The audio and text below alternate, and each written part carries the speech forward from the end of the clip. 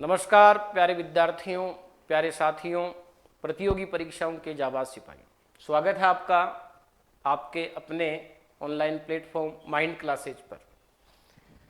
देखिए प्यारे विद्यार्थियों, टॉपिक पढ़ रहे थे हम कैलेंडर, और कैलेंडर में पार्ट 6 कंप्लीट कर लिया गया था, और पार्ट 6 को कंप्लीट करने के बाद में आज हम बात करेंगे पार्ट 7 पे।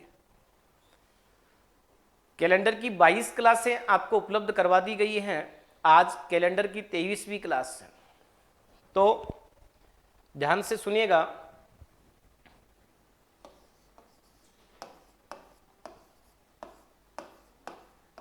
कैलेंडर टॉपिक हम पढ़ रहे हैं, और कैलेंडर टॉपिक में आज 23वीं क्लास के बारे में हम बात करेंगे, और पार्ट 7 के लिए यह पहली क्लास। पार्ट 7 के लिए यह पहली क्लास है, और कैलेंडर की यह 23वीं क्लास है। तो पार्ट 7 क्या होगा हमारा, इसमें हम किस प्रकार की बात करेंगे, सबसे पहले उस मुद्दे पे आते हैं। तो पार्ट 7 में हम प्यारे विद्यार्थियों बात करेंगे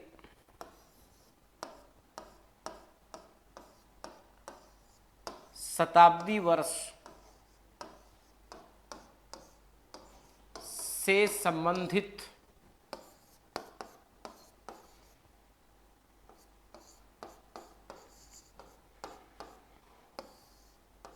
प्रश्न।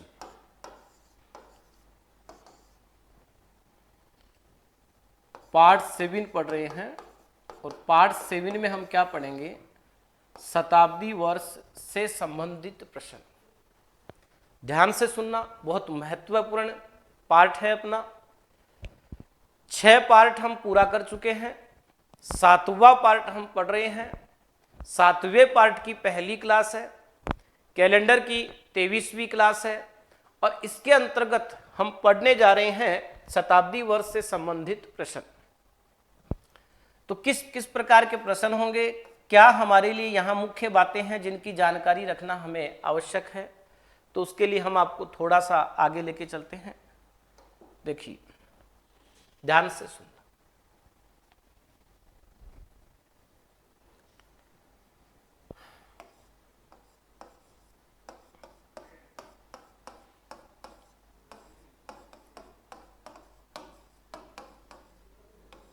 माइंड सीकर के ऑनलाइन प्लेटफॉर्म पे आपको इसकी पहले की क्लासें उपलब्ध है। तो यदि कोई विद्यार्थी नहीं देख पाया है तो डे 1 से लेके डे 22 तक की क्लासें आप माइंड कोचिंग सीकर के यूट्यूब चैनल पे या ऐप पर देख सकते हैं। देखिए और ध्यान से सुनिए। शताब्दी वर्ष के बारे में थोड़ी सी महत्वपूर्ण बात मैं आपको बताता हूँ, ध्यान से बने रहना। बहुत महत्वपूर्ण, बहुत ही अच्छे अच्छे क्वेश्चंस आपको देखने को मिलेंगे, और बहुत आपको अच्छा लगने वाला है। शताब्दी,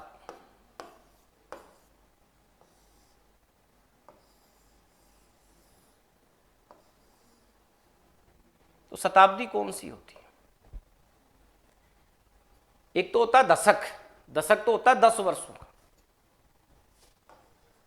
अगर दशक आता है, दशक का मतलब होता है 10 वर्ष का समूह, क्या कहलाता है? दशक। और शताब्दी का तात्पर्य हिंदी भाषा के अनुसार देखें तो 100 वर्ष का समूह क्या कहलाता है? शताब्दी। फिर सुनिएगा, 10 वर्ष का समूह दशक कहलाता है, और 100 वर्ष का समूह शताब्दी कहलाता है। हम शताब्दी के बारे में बात कर रहे हैं, और शताब्दी वर्ष के बारे में बात कर रहे हैं। तो जिनके लास्ट में 00 आता है वे शताब्दी वर्ष कहलाते हैं। जैसे अगर मैं आपको बोलूं 100, 200, 300, 400, 500, नोट्स बनाते हुए चलने आपको साथ में, 600, 700, 1700, 1800, 1900। तो ये प्यारे बच्चों क्या है, यह शताब्दी वर्ष है। ध्यान से सुनिएगा, जिनके अंत में 2 जीरो आता है वे शताब्दी वर्ष कहलाते हैं। तो यह देखो, इसके लास्ट में डबल जीरो है तो यह क्या है, शताब्दी वर्ष है। यहाँ डबल जीरो है तो ये क्या है, शताब्दी वर्ष। यह शताब्दी वर्ष है। और मैं आपको समझा चुका हूं, सामान्य तौर पर आपको मैं एक बार बता चुका हूं कि शताब्दी वर्ष को हम 2 भागों में बांटते हैं। शताब्दी वर्ष को हम 2 भागों में बांटते हैं। देखिए कौन से ये 2 भाग हैं, मुझे बताओ। क्या मैंने आपको समझाया क्या कि एक जो अपना शताब्दी वर्ष होता है वह हम लेते हैं सामान्य शताब्दी वर्ष। सामान्य शताब्दी वर्ष। अब आप देखेंगे सामान्य शताब्दी वर्ष कौन सा होता है, तो ध्यान से सुनना प्यारे बच्चों। यदि आप भाग दे रहे हैं 400 का और पूरा पूरा चला जाए तो वह सामान्य शताब्दी वर्ष कहलाता है। जैसे मैं आपको समझा चुका हूं, बता चुका हूं कि आपने लिया 500, आप ले रहे हैं 500। ध्यान से सुनना और समझना।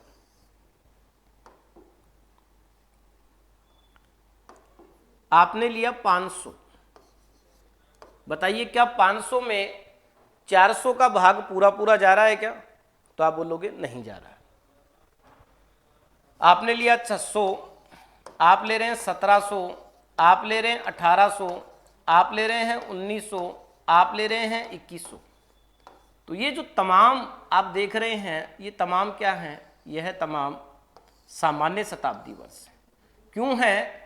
इसलिए हैं क्योंकि जैसे ही आप इनमें भाग देते हैं किसका, 400 का, तो पूरा पूरा नहीं जाता है।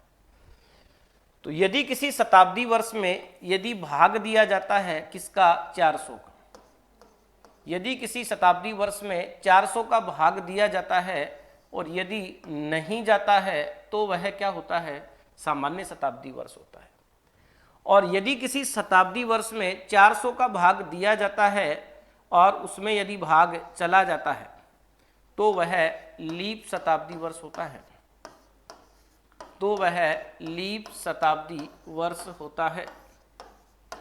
क्या बता रहा हूं प्यारे बच्चों, मैं आपको ये समझा रहा हूं कि अगर आपने शताब्दी वर्ष में, यदि आपने शताब्दी वर्ष में 400 का भाग दिया और भाग चला गया तो वह लीप शताब्दी वर्ष है। और यदि आपने उस शताब्दी वर्ष में 400 का भाग दिया, शताब्दी वर्ष में आपने 400 का भाग दिया और भाग नहीं गया तो वह सामान्य शताब्दी वर्ष होता है। सामान्य शताब्दी वर्ष में फरवरी जो आती है वह 28 दिन की आती है और लीप शताब्दी वर्ष में फरवरी जो आती है वह 29 दिन की आती है। अब जैसे यहां पर मैं वर्ष देखेंगे कि कौन कौन से वर्षों की बात कर रहा हूं, तो ध्यान से सुनना और समझना। 400 में 400 का पूरा पूरा भाग जाएगा, 800 में जाएगा, 1200 में, 1600 में, 2000 में, 2400 में। तो देखिए यदि दिए गए शताब्दी वर्ष में 400 का पूरा पूरा भाग चला जाए तो वह लीप शताब्दी वर्ष होता है और दिए गए शताब्दी वर्ष में 400 का पूरा पूरा भाग नहीं जाए तो वह सामान्य शताब्दी वर्ष होता है। बहुत महत्वपूर्ण क्वेश्चंस आने वाले हैं आपके पास में जो एग्जाम्स में पूछे जाते हैं, क्योंकि ये कैलेंडर में एक प्रकार के डिफरेंट टाइप के क्वेश्चंस बनते हैं और ये डिफरेंट टाइप के क्वेश्चंस जो बन रहे हैं जिनमें बहुत अच्छा लॉजिक होता है या एग्जामिनर को पूछने में मजा आता है या हमें खुद को हल करने में भी मजा आता है, तो ऐसे कुछ क्वेश्चंस हमारे शताब्दी वर्ष के टाइप से भी बनते हैं। तो ये टाइप आपके लिए महत्वपूर्ण है। मैंने क्या बताया आपको, मैं आपको ये समझा रहा हूं कि दशक जो होता है वह 10 वर्षों का समूह होता है। दशक जो होता है वह 10 वर्षों का समूह होता है और 100 वर्षों का समूह क्या कहलाता है, शताब्दी कहलाता है। 10 वर्षों का समूह दशक कहलाता है और 100 वर्षों का समूह शताब्दी कहलाता है। यहां पर आपको ये जानकारी रखनी है कि अगर कोई शताब्दी वर्ष आ रहा है तो उस जिसके भी लास्ट में डबल जीरो हैं वे सभी शताब्दी वर्ष है। जैसे 100 यह शताब्दी वर्ष है, ये प्रत्येक आप देख रहे हैं यह सभी क्या हैं, शताब्दी वर्ष हैं। और शताब्दी वर्ष को दो भागों में बांटा गया है, शताब्दी वर्ष को दो भागों में बांटा गया है। तो शताब्दी वर्ष जो है आपका, उसके बारे में आप ध्यान से सुनो और समझिए। शताब्दी वर्ष दो प्रकार का होता है और उस शताब्दी वर्ष दो प्रकार का जो होता है उसमें आपको यह देखना होता है कि वह सामान्य शताब्दी वर्ष है या लीप शताब्दी वर्ष है। तो ध्यान से सुनिए और समझिए। यदि दिए गए शताब्दी वर्ष में आप 400 का भाग देते हैं, जैसे 500 एक शताब्दी वर्ष है, इसमें आपने 400 का भाग दिया, पूरा पूरा नहीं गया। 600 में आपने 400 का भाग दिया, पूरा पूरा नहीं गया। तो ये जो आप देख रहे हैं सबके अंत में डबल जीरो हैं। फिर समझिएगा मेरी बात को, 100 वर्षों का समूह है शताब्दी वर्ष कहलाता है, लेकिन यह परिभाषा हिंदी की है। हमें यहाँ पर 100 वर्षों का समूह नहीं लेना है, आपको यहाँ पर ये देखना है क्या दिए गए वर्ष के अंत में दो जीरो आ रहे हैं क्या। यदि दिए गए वर्ष के अंत में डबल जीरो आ रहे हैं तो वह शताब्दी वर्ष है। और कोई शताब्दी वर्ष सामान्य है या लीप है, इस बात का पता लगाने के लिए 400 का भाग दिया जाता है। तो जैसे ही आप किसी शताब्दी वर्ष में 400 का भाग देते हैं और पूरा पूरा नहीं जाता है तो वह सामान्य शताब्दी वर्ष होता है। और सामान्य शताब्दी वर्ष में सामान्य वर्ष की तरह ही फरवरी जो आती है वह 28 दिन की आती है। तो ये तमाम जो आप देख रहे हैं ये तमाम ऐसे वर्ष हैं, ये तमाम ऐसे शताब्दी वर्ष हैं जिनमें किसी में भी 400 का पूरा पूरा भाग नहीं जा रहा है। बताइए क्या 2100 में 400 का भाग पूरा पूरा जा रहा है क्या? नहीं जा रहा है। 1900 में 400 का पूरा पूरा भाग जा रहा है क्या? नहीं जा रहा है। क्या 1800 में 400 का भाग पूरा पूरा जा रहा है क्या? नहीं जा रहा है। और यही तो मैं आपको बता रहा हूं, यही तो मैं आपको समझा रहा हूं प्यारे बच्चों। मैं आपको ये बता रहा हूं कि यदि दिए गए शताब्दी वर्ष में 400 का पूरा पूरा भाग नहीं जाए, यदि दिए गए शताब्दी वर्ष में 400 का पूरा पूरा भाग नहीं जाए तो वह कहलाता है सामान्य शताब्दी वर्ष। और सामान्य शताब्दी वर्ष में फरवरी आती है 28 दिन की। दूसरे पहलू पे मैंने क्या बात की, यदि दिए गए वर्ष में 400 का भाग आप दे रहे हैं और पूरा पूरा चला जाए, जैसे तमाम वर्ष जो आप देख रहे हैं इन तमाम वर्षों में 400 का भाग पूरा पूरा जा रहा है। आप देखिए 2400 में 400 का पूरा पूरा भाग जा रहा है, 2000 में जा रहा है, 1600 में जा रहा है, 1200 में 400 का भाग पूरा पूरा जा रहा है, 800 में 400 का भाग पूरा पूरा जा रहा है, 400 में जा रहा है। तो जिन वर्षों में 400 का पूरा पूरा भाग चला जाता है, जिन शताब्दी वर्षों में, शताब्दी वर्ष लास्ट में डबल जीरो वाले, जिन शताब्दी वर्षों में 400 का पूरा पूरा भाग चला जाता है वे शताब्दी वर्ष लीप शताब्दी वर्ष कहलाते हैं। क्यों वर्ष के लिए लीप है या सामान्य है? तो 4 का भाग देके पता लगाते हैं। यदि दिए गए वर्ष में 4 का पूरा पूरा भाग चला जाए तो वह लीप वर्ष होगा, और यदि दिए गए वर्ष में 4 का पूरा पूरा भाग नहीं जाए तो वह सामान्य शताब्दी वर्ष होगा। ऐसे ही जिस प्रकार वर्ष में 4 का भाग देखेंगे, यदि दिए गए वर्ष में 4 का भाग पूरा पूरा चला जाए तो वह वर्ष लीप वर्ष होता है और उसमें फरवरी 29 दिन की आती है। और यदि दिए गए वर्ष में 4 का पूरा पूरा भाग नहीं जाए तो वह सामान्य वर्ष होता है और उसमें फरवरी 28 दिन की आती है।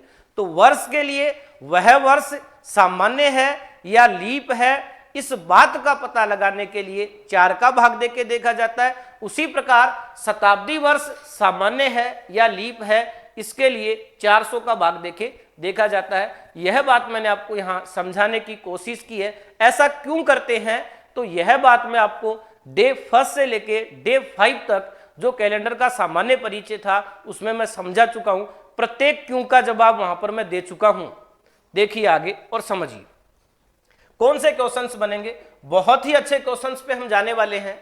तो प्यारे बच्चों ध्यान से सुनते जाइए और समझते जाइए। देखिए 115 क्वेश्चन हम इसके कर चुके थे और अभी मैं आपको क्वेश्चन समझाने के लिए एक टेबल बना रहा हूं, उस टेबल को आप समझना।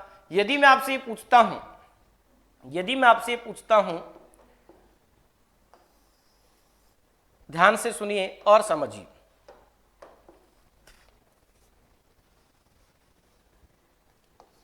116 नंबर का क्वेश्चन मैंने आपसे पूछा और मैंने आपको कहा एक व्यक्ति का जन्म 29 फरवरी 1896 में हुआ, तो उसने अपना अगला जन्मदिन कितने वर्ष पश्चात मनाया होगा। क्वेश्चन आपके पास में है, एक व्यक्ति का जन्म 29 फरवरी 1896 में हुआ, तो उसने अपना अगला जन्मदिन कितने वर्ष पश्चात मनाया होगा। यह क्वेश्चन मैंने आपसे पूछा है। तो देखिए प्यारे बच्चों, सबसे पहले जैसे ही आपने 29 फरवरी देखा तो इतना तो आपके समझ में आ गया कि यह लीप वर्ष है। लीप वर्ष होगा तभी तो 29 फरवरी आई है। तो इस चीज का आपको चिंता करने की आवश्यकता नहीं है।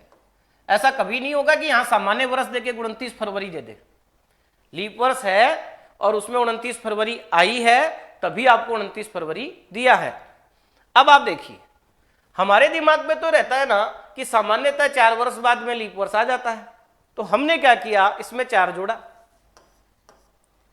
क्योंकि मैं आपको यह समझाना चाह रहा हूं कि शताब्दी वर्ष से संबंधित प्रश्न कैसे बनते हैं, कहां उपयोग होता है शताब्दी वर्ष का, कौन सी वो बातें हैं जहां हमें शताब्दी वर्ष के बारे में पता रखने की आवश्यकता है, कौन से वो डिफरेंट टाइप के क्वेश्चंस हैं जो एग्जामिनर बार बार पूछता है, जो एग्जाम्स में आए हुए हैं, जो महत्वपूर्ण क्वेश्चंस हैं। तो हम बहुत ही अहम मुद्दे पे बात करने जा रहे हैं। तो बने रहिए आप माइंड क्लासेज के ऑनलाइन प्लेटफॉर्म पे मेरे साथ और ध्यान से सुनिए। जैसे ही आपने 4 जोड़ा, आपके पास में आ गया 1900। अब बताइए क्या 1900 में 29 फरवरी आएगा क्या? तो आपने बोला साहब नहीं आएगा, क्योंकि 1900 क्या है, 1900 तो शताब्दी वर्ष है। मैंने बोला कोई वर्ष सामान्य है या लीप है, इसके लिए 4 का भाग देके देखते हैं। अगर दिए गए वर्ष में 4 का पूरा पूरा भाग चला जाए तो वह वर्ष लीप वर्ष होता है, अर्थात उसमें फरवरी 29 दिन की आती है। और यदि दिए गए वर्ष में 4 का पूरा पूरा भाग नहीं जाए तो वह वर्ष सामान्य वर्ष होता है, अर्थात उसमें फरवरी 28 दिन की आती है। लेकिन मैंने आपको कहा जिसके अंत में आपको 2 जीरो दिख जाए वह शताब्दी वर्ष है, और कोई शताब्दी वर्ष लीप है या सामान्य है, इसके लिए आपको उसमें 400 का भाग देके देखना होता है। जैसे ही आपने 1900 में 400 का भाग दिया तो आपको पता लगा कि इसमें 400 का भाग पूरा पूरा नहीं जा रहा है। इसका मतलब 1900 जो है वह एक सामान्य शताब्दी वर्ष है, और सामान्य शताब्दी वर्ष है, इसका मतलब ये हुआ कि 1900 में 29 फरवरी नहीं आएगी, और नहीं आएगी तो वह व्यक्ति अपना जन्मदिन 1900 में नहीं मना पाएगा, तो उसे और 4 साल इंतजार करना पड़ेगा और 1904 में आएगा। अब 1904 तो शताब्दी वर्ष नहीं है ना, 1904 तो एक वर्ष है और इसमें 4 का पूरा पूरा भाग जाता है, इसलिए यहाँ 29 फरवरी आ जाएगी, और आ जाएगी तो अगला व्यक्ति जन्मदिन मना लेगा। लेकिन देखिए 1896 में जन्मा व्यक्ति अपना जन्मदिन 1904 में मना पाएगा, तो कितने वर्ष पश्चात मना पाया? तो आप बोलोगे 8 वर्ष पश्चात, तो आपका आंसर होगा 8 वर्ष। अब देखिए एक ऐसा ही क्वेश्चन मैं आपको और समझाता हूं और आप ध्यान से बने रहिए। इस टाइप का पहला क्वेश्चन था, इसलिए मैंने थोड़ा सा आपका टाइम लिया है। अब आप ध्यान से सुनना। अगला प्रश्न सभी बच्चे जवाब देते जाइए साथ में। 117 नंबर का क्वेश्चन, देखते ही जवाब देना, सभी बच्चों के तुरंत प्रभाव से जवाब आने चाहिए। मैंने कहा एक व्यक्ति का जन्म 29 फरवरी 1796 में हुआ, तो वह अपना अगला जन्मदिन कितने वर्ष पश्चात मनाएगा। एक व्यक्ति का जन्म 29 फरवरी 1796 में हुआ, तो वह अपना अगला जन्मदिन कितने वर्ष पश्चात मनाएगा। और बहुत अच्छा लगता है जब आप कमेंट द्वारा जवाब देते हैं और सही जवाब आता है आपका बिल्कुल से। और बाय द वे अगर किसी बच्चे का जवाब गलत भी आ जाता है तो आपको निराश होने की कोई जरूरत नहीं है, सीखता वही है जो जवाब देता है। देखिए अब आपने क्या किया, सबसे पहले आपने सोचा कि 29 फरवरी 1796, तो आपको ये तो पता है कि 4 साल से पहले तो 29 फरवरी आने का सवाल ही नहीं होता, 4 साल से पहले तो 29 फरवरी आ ही नहीं सकती। तो आपने सीधा इसमें 4 ऐड किया और जैसे ही 4 ऐड किया तो आपके पास आ गया 1800।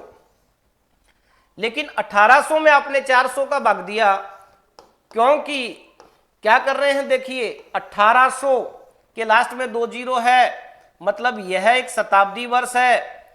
1800 के लास्ट में 2 जीरो है, मतलब यह एक शताब्दी वर्ष है। और शताब्दी वर्ष सामान्य है या लीप है, इसके लिए 400 का भाग देते हैं। 1800 में आपने 400 का भाग दिया तो पूरा पूरा नहीं गया, मतलब यह एक सामान्य शताब्दी वर्ष है। और यह बात तो मैं आपको पिछले टेबल में समझा चुका हूं ना प्यारे बच्चों, सामान्य शताब्दी वर्ष है, मतलब इसमें फरवरी जो आएगा वह आपका केवल 28 दिन का आएगा।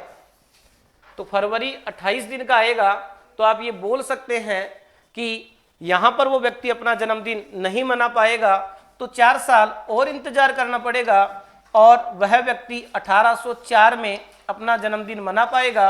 और 1804 एक लीप वर्ष है, तो यहाँ 29 फरवरी आएगी, तो अगला व्यक्ति अपना जन्मदिन मना पाएगा। तो देखिए कितने वर्ष पश्चात व्यक्ति अपना जन्मदिन मना पाया, 8 वर्ष पश्चात। तो आपका आंसर क्या आया, 8 वर्ष पश्चात।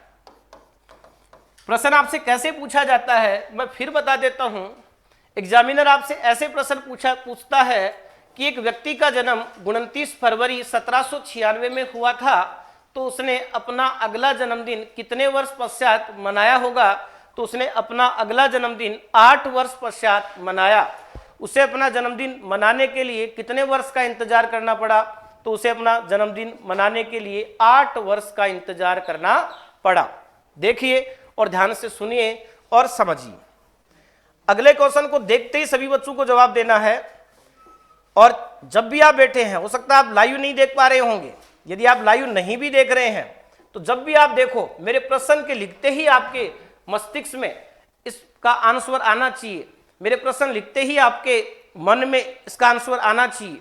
तो बताइए प्यारे बच्चों, देखते ही सभी बच्चों का आंसर आना चाहिए। 118 नंबर का प्रश्न मैं लिख रहा हूं, बताइएगा सभी बच्चे।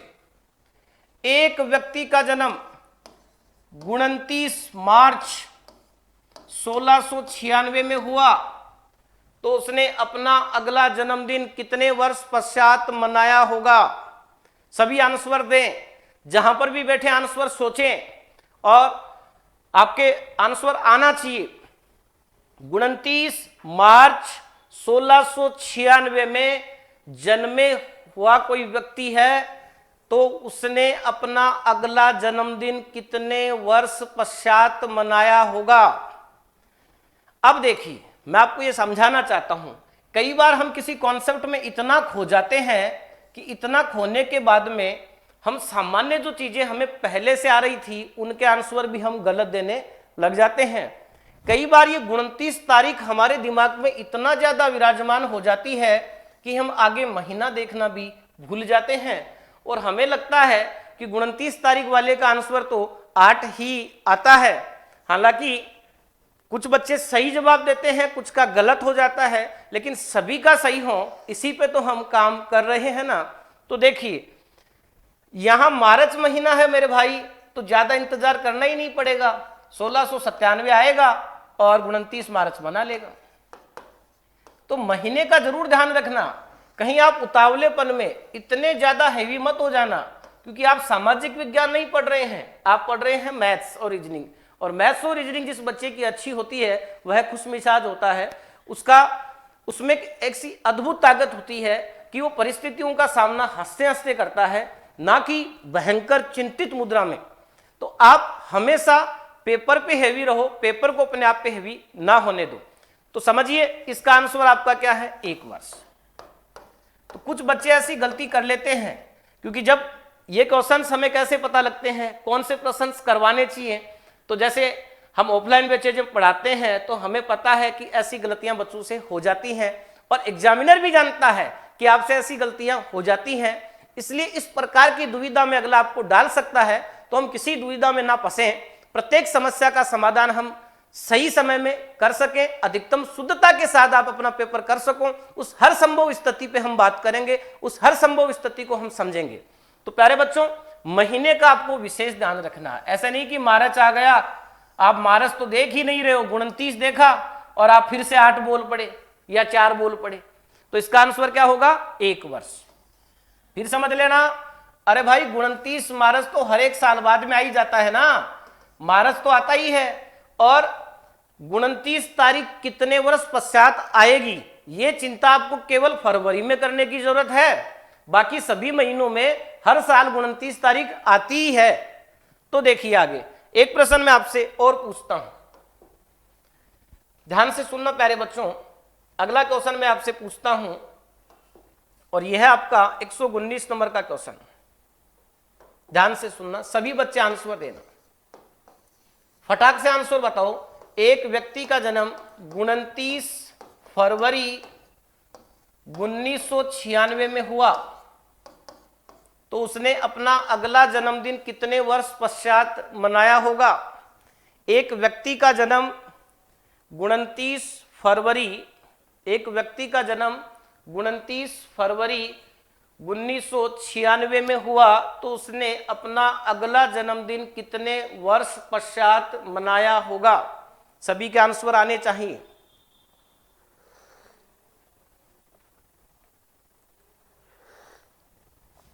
तो देखिए प्यारे बच्चों, ध्यान से समझना,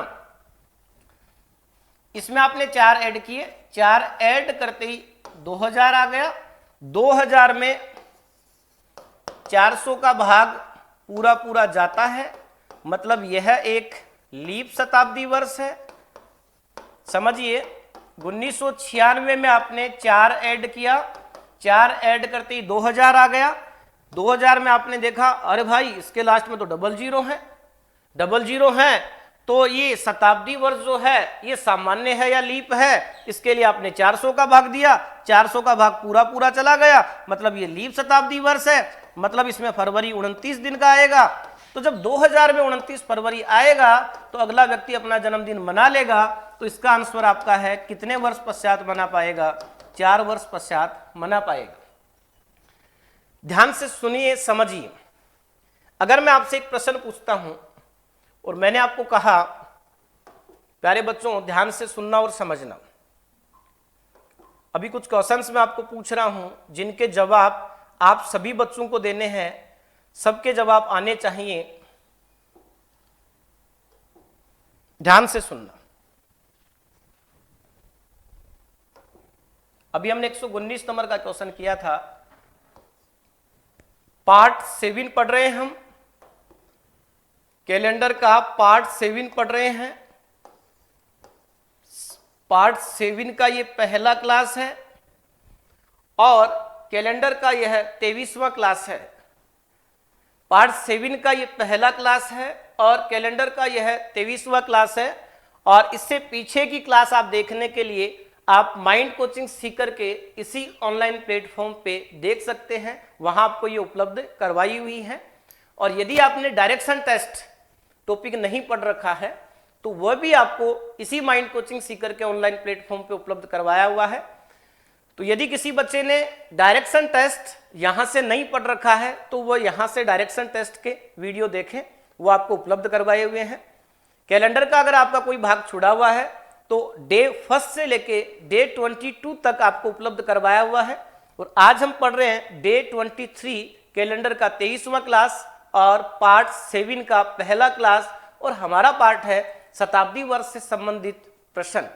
शताब्दी वर्ष से संबंधित ऐसे कौन से प्रश्न हैं जो एग्जाम्स में पूछे जाते हैं, इस भाग पे अपन बात कर रहे हैं।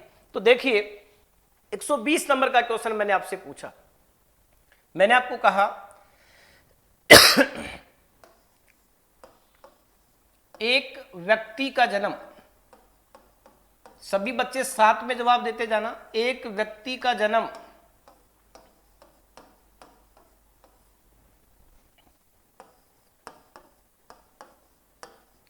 29 फरवरी 1596 में हुआ तो उसने अपना अगला जन्मदिन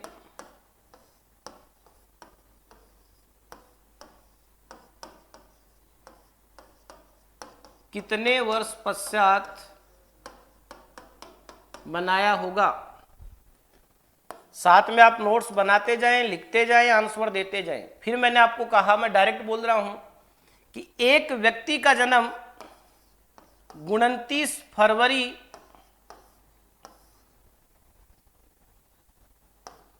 1496 में हुआ तो उसने अपना अगला जन्मदिन कितने वर्ष पश्चात मनाया होगा। अगला क्वेश्चन 122 नंबर का क्वेश्चन आपका, मैंने आपको कहा एक व्यक्ति का जन्म 29 अप्रैल 2096 में हुआ तो उसने अपना अगला जन्मदिन कितने वर्ष पश्चात मनाया होगा। तीनों क्वेश्चंस के जवाब आपको देने हैं। पहला क्वेश्चन, एक व्यक्ति का जन्म 29 फरवरी 1596 में हुआ तो उसने अपना अगला जन्मदिन कितने वर्ष पश्चात मनाया। 121 नंबर का क्वेश्चन, 29 फरवरी 1496 में जन्मा हुआ व्यक्ति अपना अगला जन्मदिन कितने वर्ष पश्चात मनाता है। अगला प्रश्न, 29 अप्रैल 2096 में जन्मा हुआ व्यक्ति अपना अगला जन्मदिन कितने वर्ष पश्चात मनाएगा।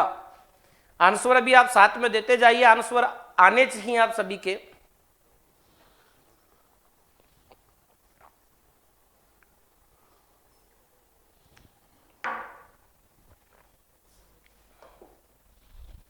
इसके बाद प्यारे बच्चों,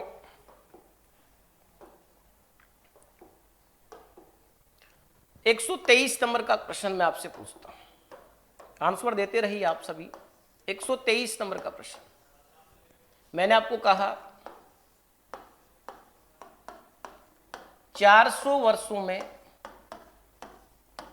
29 तारीख, एग्जाम में आया हुआ क्वेश्चन, कितनी बार आती है। 400 वर्षों में 29 तारीख कितनी बार आती है, इसका जवाब आप सभी बच्चों को देना है।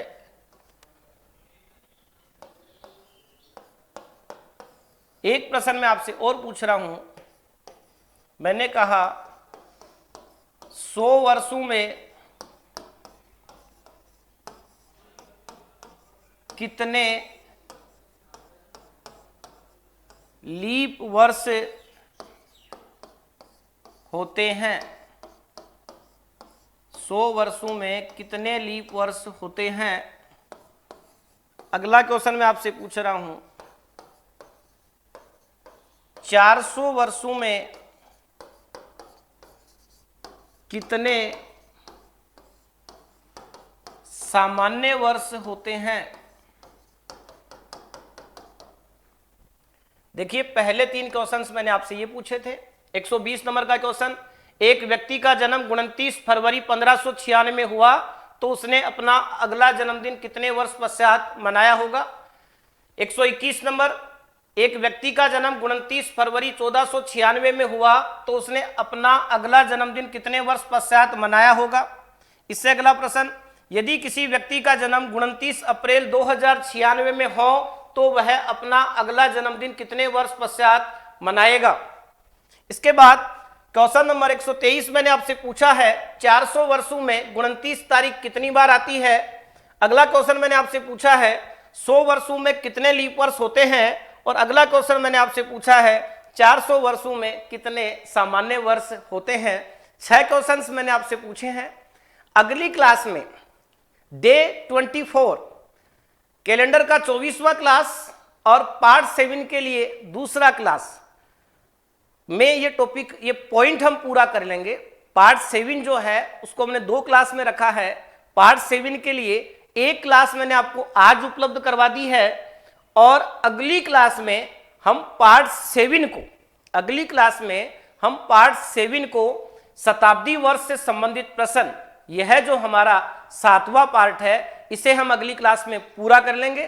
तो अब हम मिलेंगे आपसे डे 24 में, कैलेंडर का 24वां क्लास होगा और पार्ट 7 का दूसरा व अंतिम क्लास होगा।